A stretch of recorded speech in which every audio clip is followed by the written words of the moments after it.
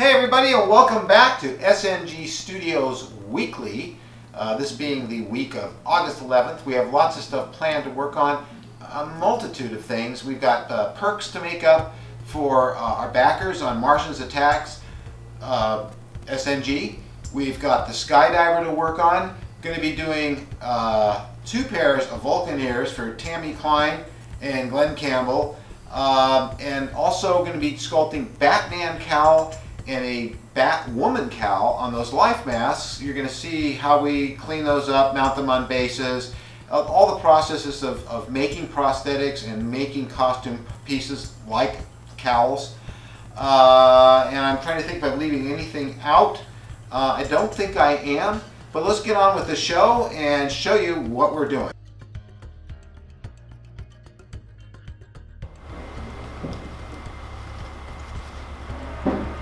We are working on the ears, both Glenn Campbell's and Tammy's, and what I'm doing is taking out all the bubbles and the bad bits and making these ready to mount on a back plate. Of course, after you've done the casting of the ears, as you saw us do in the special edition, you have to go in and get things like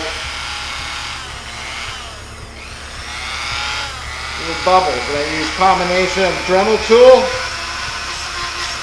and files, and dental tools, whatever it takes,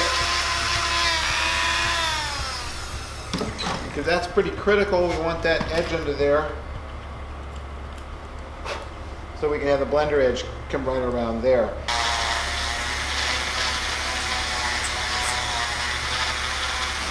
And we got Glenn's ear hole back. You can see this is definitely identifiable as an ear.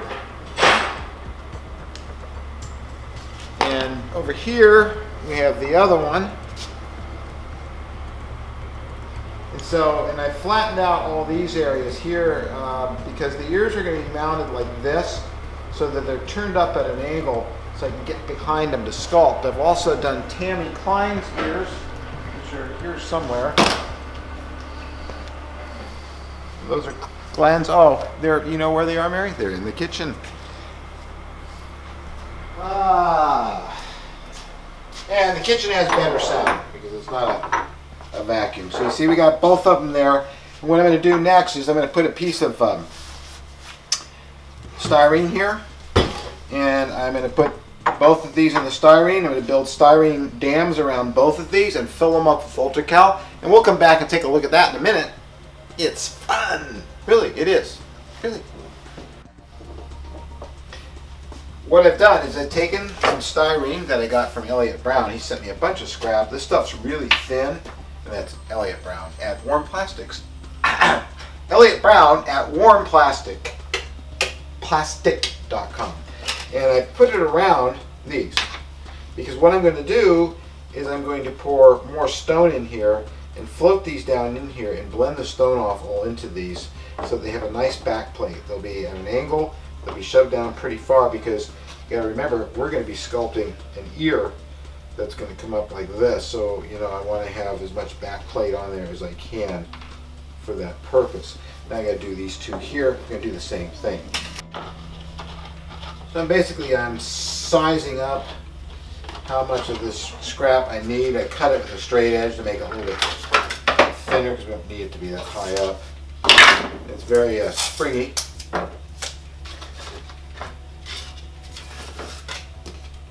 But you have to have, in order to make your prosthetic, you really should have a really nice round back plate and surface to work with. And this provides that. That's why we do this. Should give me plenty of room because you have to account for the fact you're going to sculpt a pointed ear. It's going to go up, so you want to have the space to sculpt that ear. So you kind of have to see it in your head. You can't have too big of an area, so it's okay. But you can have too little of area, and then that becomes a problem. Now we've mixed up some Ultracal 30 here. Pour it in like that. Flatten it out. And we're going to stick the ear in there, like so. And we're going to come over this ear with some brushes and some water, which will blend it off to the back plate pretty nice. Shove that down, angle that. Should give me plenty of room. You might want to come down and look inside here, Mary.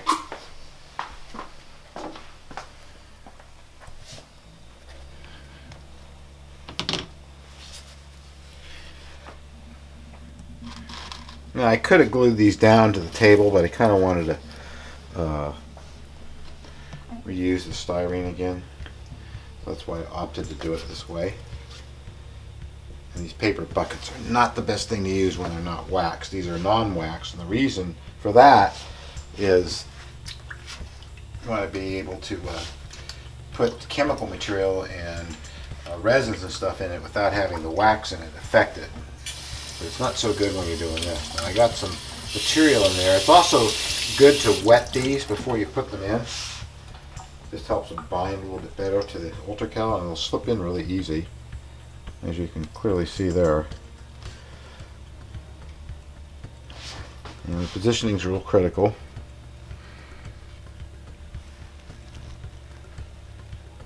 And there we go. That blends that into the back plate pretty well. It's dropped down a little further than I want, and I want it to angle this way. So we're going to stay here and stay with it until it starts to kind of gel up a bit, and it'll move slower. We're going to do the other one the same way, and like I said, once this starts to harden up a bit, we'll go ahead and smooth it all out with some brushes and water. But you end up with this beautiful back plate like this, from which you can sculpt your ears. So as promised, we are back by special demand, but if you look down inside here, you'll see what I'm doing. And I got a paper towel in my hand, and I'm soaking up water off the brush. And the brush I'm using to get down in here and blend this stuff off smoothly, along with some water here, into the rest of the ear. So we have a nice transition here. Because really all I want is this part of the ear. Now, because I've angled this ear so much, I have some of this sticking up, but I'll just take that down after it hardens up. We're also going to put some keys in here. But I just take a soft brush like this, and I get it wet, and I go around, and I smooth with the brush until I get a nice, fairly even flush surface. But you have to be careful that the ultracal or whatever stone you're using doesn't get into the cracks there where the ear meets the side of the head and fill it in, or you're going to have problems with your blender edge. You want to have the side of the person's head there clearly defined, as I've done here on Glenn. And you get this sort of cottage cheese effect here, and you just kind of smooth it down real nice like that. And anything that's left, you can just take some sandpaper too, or a file like that little piece there I missed, and make it all beautiful. Now they're sticking up at an angle, the ears, so that I can get around behind here. Here, when I'm sculpting, also it makes it easier for release from the mold as well.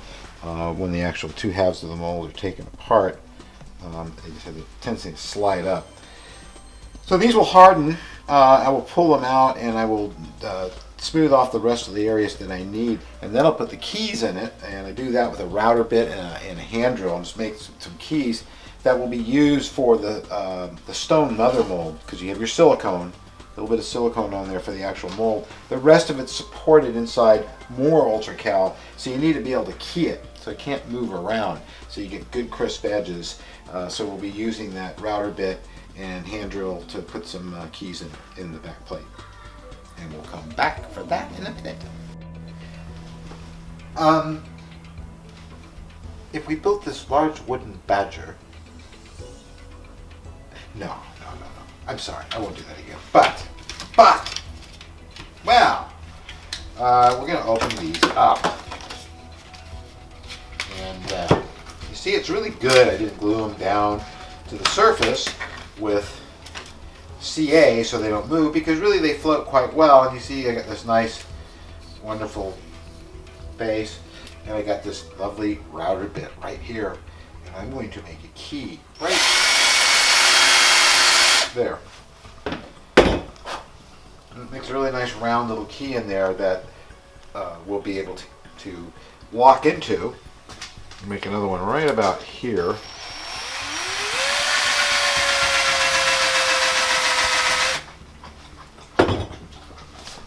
It's close to the edge because really this piece should have been bigger, but 3 of these will do it. You see, it makes really nice little round keys. And this is where the stone will walk in because the silicone's only going to be about here. So a little bit of silicone just to mold our sculpture, and the stone, as I showed it earlier, fits around this. If you go back and watch the first video where I started the ear process. So basically I have to do that to all of them now. And also using this painter's tape is really great because it's very weak and it just comes off really easy. So I'm going to do that to all of these. Here's Tammy's. Try not to be messy. You can try not to be messy with plaster, Ultra Cal 30, or anything else gypsum, and you will find it very difficult to do. All you can do is your best. But see how pretty those come out? And see how it's down here?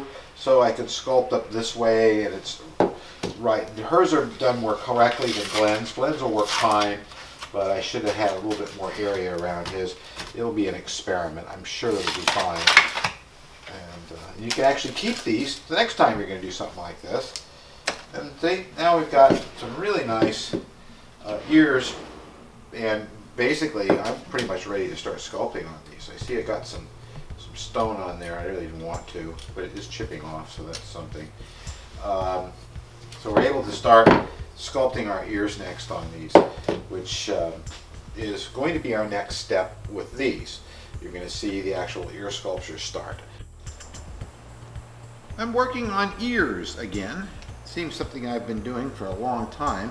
And because every time I do this, I think back about the day that Fred Phillips, who did all the makeup on TOS Star Trek and The Outer Limits and lots of other good stuff, but Fred called me one day and asked me if I wanted to work on Star Trek. And of course this was, what, 1976, 77, right in there. And I thought he was joking with me, and I, said, Fred, geez, come on, Star Trek's off the air. It's been off the air. It's not happening anymore, I said, no, we're making a movie. Do you want to work on it? And it's like, a movie. And he told me he wanted me to come down to Paramount and work there and in the lab there, the old Paramount lab right on the stage where the original Star Trek was shot. Well, I damn near fainted, and after I recovered from that, of course, the next day I went to work. I can't tell you, I'd only worked a few films by that period, how excited I was. I mean, I could barely contain myself. So I get there, and the first thing he does is he brings out a pair of Leonard's ears that had not been used in foam rubber, that he had from when the show, they last did the last final third season. And he put them down right on the table. I remember he said, I want you to sculpt these exactly. And that's what these are. These are taken from those molds. And I remember sitting there sculpting them, just much like I am now. That's what always makes me remember this. And I'm sitting there, and all of a sudden this shadow comes over me, and I hear, are those my ears? And I look up, and it's Leonard standing right over me with this big shit-eating grin on his face. And I said, yeah, those are, Mr. Nimoy. Very nice. And then he walked off. And I just never forget that. But I'm doing ears. These are Tammy's, and they're being done very much the way we used to do them back there with the stone backplate and everything. Of course, you know that. The difference being we're going to have silicone molds. There won't be any seam running down the middle here.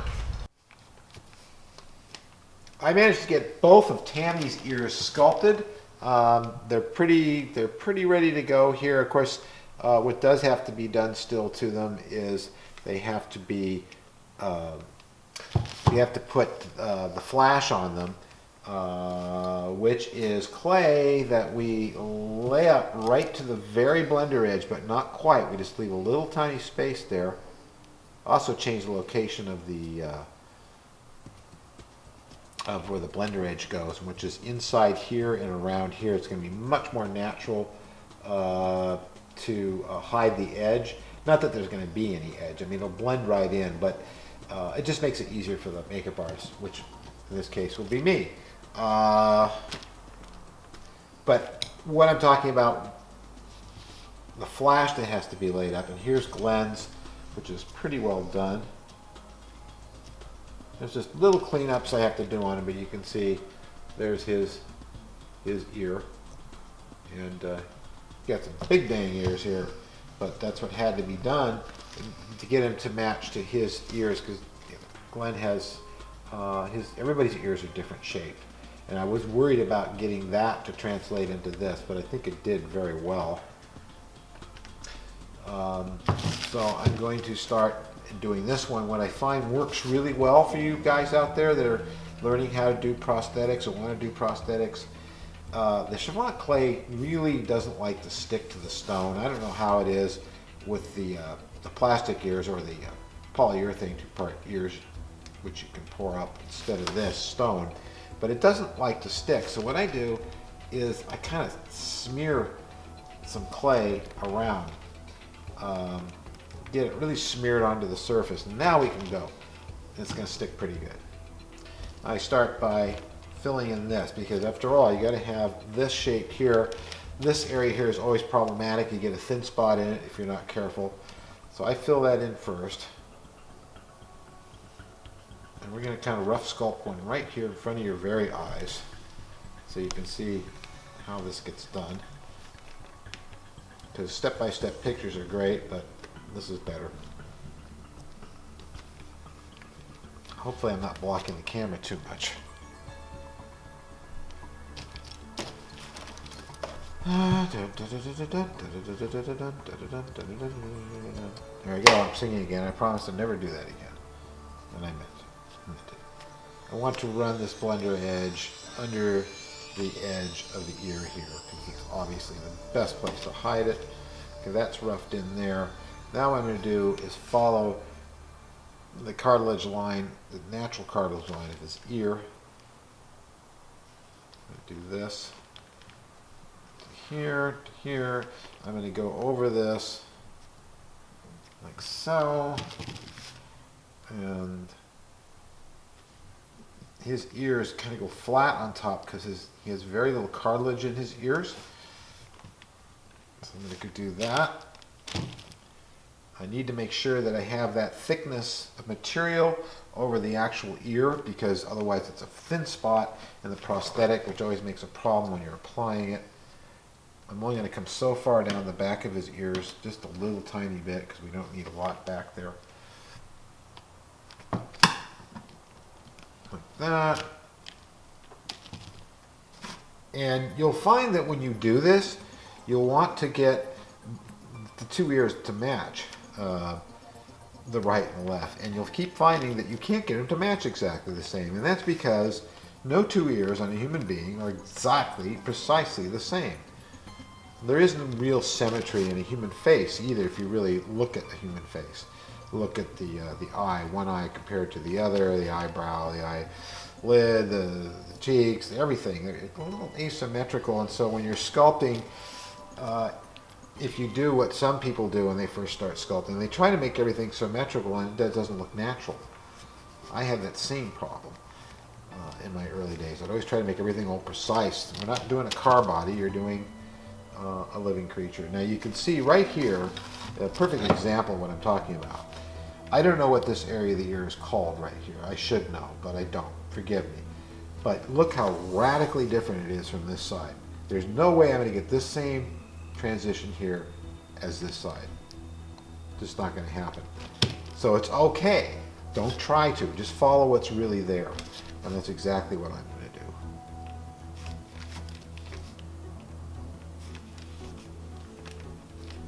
to do. And I'm just going to sculpt in what I need. Like so.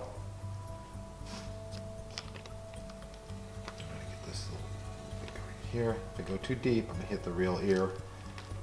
Seems like I'm good on thickness there. And we're going to go up, keep going up. Checking the back to make sure we got a thickness back there, because you can go too thin. You want that to be supported. didn't think I was going to give you a sculpting lesson in this video, did you? Okay, we're going to build this up a little more. The other thing I do is I check like this, because you want the same flatness, the flat against the head as you got on this side. Otherwise you'll have one ear sticking out more than another, which by the way happens to real ears. You'll find often one ear is sticking out more than the other. When you have a full head life mask made, you'll say, God, my one ear is sticking out further than the other. Thanks, Mother Nature. Getting some thickness built up on the back here.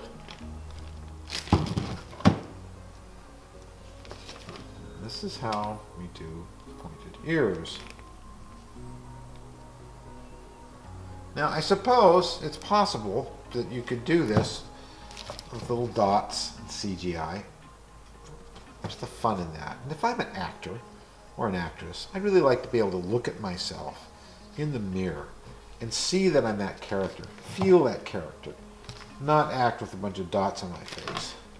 So, excuse me being old if you want to, but I really think that people in real makeup is much more powerful than digital makeup effects. I'm not saying poo-poo, I'm just saying I prefer a real makeup effect over, gotta get that Vulcan twist in there. Mary and I were talking about that earlier, how people seem to, makeup artists that do pointed ears or Vulcan ears seem to miss that. I know some artists that I worked with in the past on certain backlots, which will remain unmentionable. We had some arguments about that.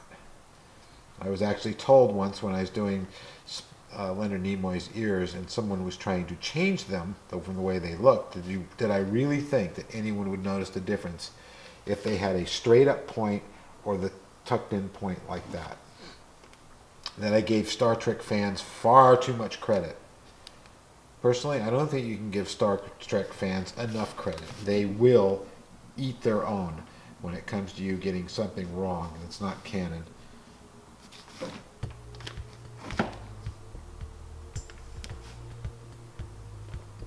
So there's the basic sculpt. You know, now I've got to go in and of course feather it, use various tools. Like this one's a good one. It's got some little scrapey guys on it. And I go in here and start getting rid of stuff I don't need and smoothing it down.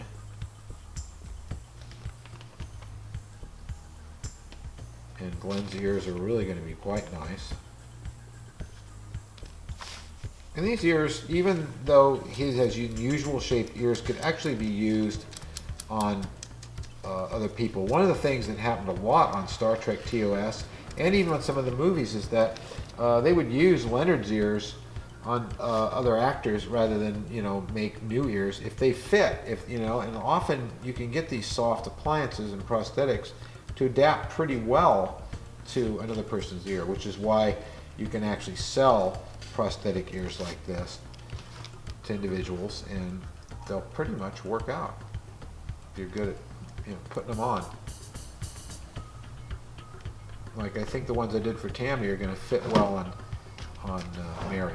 We're going to find out because I want to do that. Okay, and now I'm going to just kind of smooth that off a little bit, and I take this brush and a little bit of alcohol, not that kind of alcohol, and you can smooth out this stuff here, like so.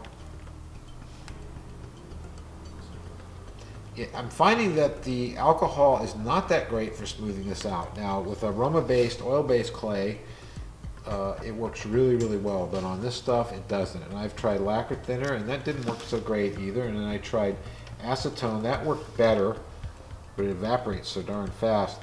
I'm betting that there's something I can use on this that I'm not familiar with that'll work better as a solvent. And now that I've said that, I'm sure to get several emails about it. Thank you in advance.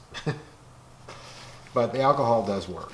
It does help smooth it out. You can go in through fingers and you can kind of smooth it out even further. And what I'm going to show you here really quickly before we end this or run out of memory and or battery, both, I'm going to show you a little bit of what you can do to get a little bit of texture in it. The surface, you can use sponges, you know, which I like, you know, but not on these. What I'm going to do instead is try to get a pore texture effect, and there's a little ball on the end of this that I really like, and a little tinier one on this. And you basically can go around and dot in the pores. Seems like it would take forever, but actually it doesn't. And so you get a pore texture going like this. It pretty much matches what people have on their ears.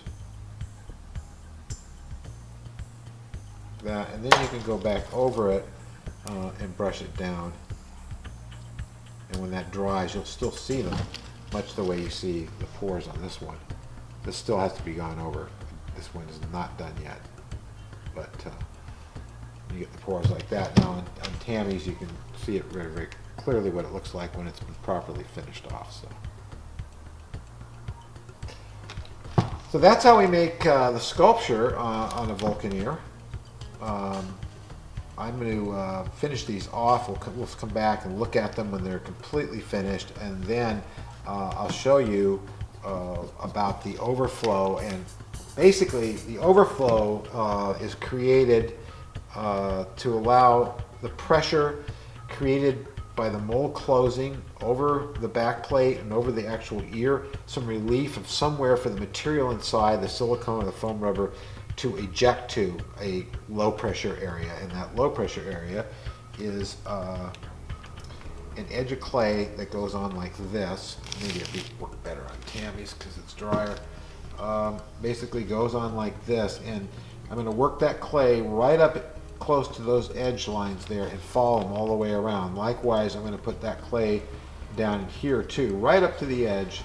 And so there'll be, all this stuff will be filled in all the way around the back, and there'll be a whole little bunch of clay over this part too, all the way down here, all the way around, with little slots coming out like this to the outside. So that when the material's inside the mold and you close it, the excess will flow into these areas, come out, and allow this to close very tightly so you get a very nice fine blender edge. So we'll be showing you that when next we get back to these. Pretty cool, huh? I like it. I've done this forever, and I've never has gotten old. It's really fun to do. It's one of those things that when I watched the show and it was on television, I was going to high school, I was like, God, how do they do that? I'd love to be able to do something like that. I wish I could make ears like that and wear them on me, and all that kind of stuff. And I tell you, that magic has never gone away. As you can see, I used some PET, actually this is styrene, very thick, 060, maybe even 080 styrene, which I had for the vacuum form machine, because it protects that rug and the surface and everything else from the water. It gives you a nice smooth surface to work on. For this, I used packing tape because, quite frankly, that's a lot of ultra-cal, and I poured it into this so I would get exactly what you're seeing. These I probably won't save because they're kind of were nasty and been used before. You see now I've got a really nice base. It can go on Lazy Susan. It just makes it a nicer thing to work on if you do a two-piece mold. It's got something to key on. There's a lot of advantages to that. Now, basically, this will be used to make parts off of. I'll do alginates on the parts I want, and make smaller castings to make prosthetics on, as I do some prosthetics on myself for various examples of how you do this stuff in the future. I'm also going to do my Batman cowl, and I probably will just sculpt that directly on here in water-based clay and make a two-piece mold, and then we're going to make it out of either silicone or two-part polyurethane skin flex tinted black. Over here we have Belle, and very happy Belle. We did the same thing to her life mask. And now we have snakes in a jar. It has to be cleaned up a bit. And same thing, and we'll be able to make parts off this, but basically what we're going to be doing for Belle is for Halloween, her Catwoman cowl. So all I have to do is sand down some of this and clean this up, chip off a few bubbles, and we're ready to go. We can start her cowl. And I'm going to start my cowl as well, as early as later on this week. So that'll be fun to watch the progress on that. I'm going to have some problems here because the way this life mask turned out, I didn't get enough neck. I didn't like I did with hers. And my head's tilted back somewhat. So basically my cowl's going to have to be sculpted to about here, like that, and then I'm going to have to add a section to it. But I'll actually incorporate it into the design. Luckily it's all black anyway.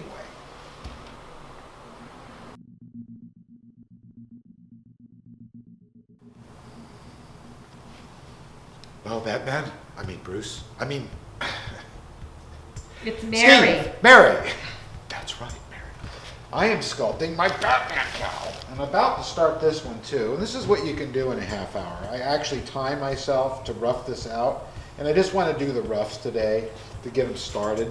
So I have hopes of having these done in time for Halloween. And I have documented all along the way with still photographs, which should be flashing by as we're speaking, the clay going up. So you get a feel for that. But you know, most of you like this kind of stuff. You've sculpted before and you know how it's done. But just in case, look at the pretty pictures. This again is really kind of my own take on Batman. I like the short ears. I think they're too far forward. Maybe they're not. I don't know. No, they're about right. But you know, that's the beauty of the clay. You can get it shaped out, look at it, and say, you know, I don't like that, and change things again. I'm using wed clay, as it's called, EM217 from Berman's. But of course, you can get this clay. It's very common anywhere. I think it's called wed clay because of Disney developed this a long time ago for sculpting big stuff where you know you don't want to use oil-based clays or Chavant, and you want to do some quick work. It's really good clay. It's quite messy, but you can throw something up like this, you know, in an hour or less, and start shaping it, and you've got the basic shapes there. I'm going to get a couple sculpting tools here. This is being sort of based off of the old original comic book and Batman Dead End and kind of everything else in between. The kind of stuff that I like. I prefer the shorter ears, which is more like the sort of Adam West look. I prefer that. Although I kind of like the wrinkles, the furrows, the forehead furrows are kind of neat. And after this clay dries out a bit, we can brush these out.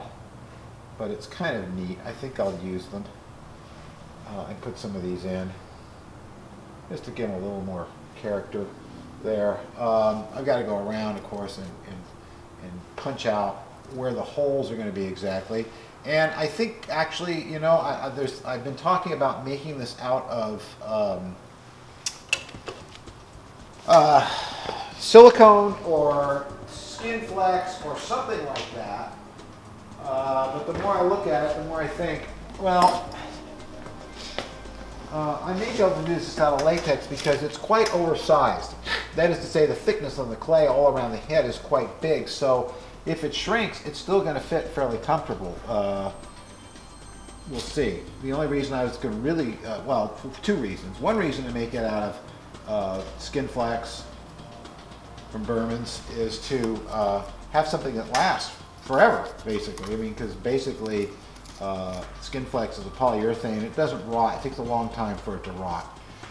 Probably longer than any of us will be around. Latex, of course, will rot within a few years if it's thin enough to be pliable on your head. Foam latex, even less time, but still, I'm going to play around with probably making one out of latex initially and then see what I can get by doing some other effects. But this is basically the rough out of the sculpture for the head, and I've got some stuff to do, obviously, to it. what's really neat about this water-based clay is that very quickly you can brush this stuff out with a little bit of water and get really start getting some nice effects right away. Clay's a bit wet for that. It probably should sit for a while. But you can smooth it out and make the wrinkles look very flush-like, even though it's supposed to be a material cowl. I know. But, holy hole in the donut, Bruce. That's starting to look pretty good. So we're working away here. Oh, I said it. Oh my God, I said it. I said so. The heck with that. What I'm doing. Hell, this is Belle's Batwoman cowl I'm working on. And I've spent about a half hour on this, maybe a little tiny bit more. And again, that's why I like that clay, because you can be the superest, fastest sculptor on the planet with water-based clay. The only thing is, if I was to leave this uncovered until tomorrow morning, it would all be cracked up like the desert and falling apart. You got to keep it wet. The nice thing about this clay, though, is it's engineered with a little bit of oil in it to kind of keep it holding its moisture a bit more over other water-based clays. So it will, stay pretty moist while you're working on it and not dry out the way previous clays years ago would do. But, and I know all you guys know this, but you have to remember, there are people watching this who have never actually seen anything sculpted before, know one clay for another, so you just, and you guys know who I'm talking about. People like Brent, that's for you, in case you're watching. And, people like that. So. The next thing I'm going to remove from my vocabulary is and. That's about as far as I'm going to go with this for today.